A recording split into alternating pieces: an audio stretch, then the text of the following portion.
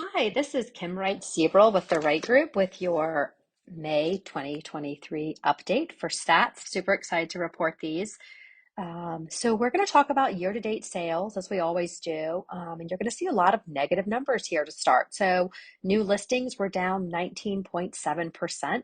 So really not a lot on the market. We're down 17.5% on pending sales, and then closed sales down 21.3%. So as you can see, kind of right, the market is really slowing down on that end. We don't have a lot of houses to sell. So guess what? There's not a lot that's pending and there's not a lot that's closing. Those kind of all go hand in hand there. Um, we are finding that homes that are on the market are selling because we don't have a lot of inventory right now. So you can see days on the market though, this is interesting, right? Up 58.8%.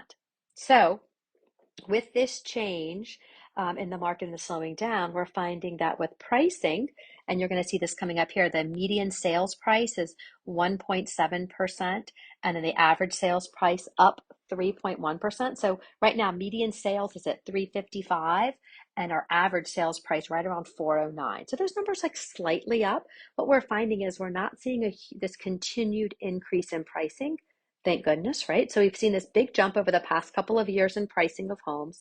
Everyone's realized, $100 to $150,000 gain in their home, and we're not continuing to see that rise drastically, right? So it's just a good thing. Prices are high right now, and they seem to be staying there, but not pushing higher.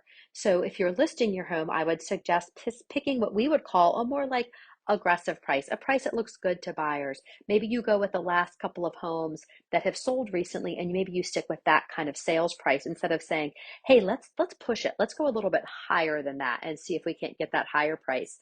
I think this is why we're seeing some homes that are staying on the market a little bit longer as they're starting off at too high of a price. We're having to really kind of price to sell. And you'll see the percent of original list price received is now down 3.8%. So we're still at 100.5%.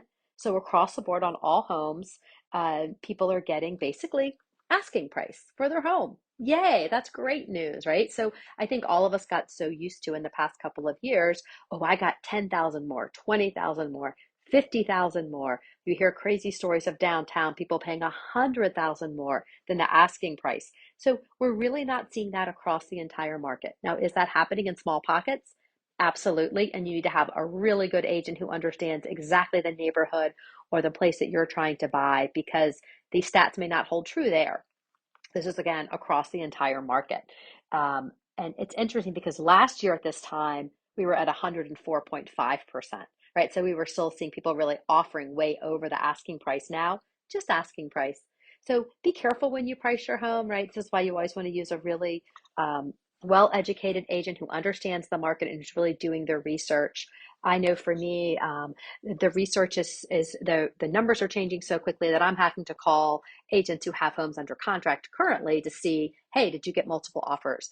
Did you go well over the asking price? Because things that closed 30 and 60 days ago may be different than what's happening even right now. That's how quickly our market seems to be moving and changing. So really relying on a great agent to kind of get that information for you.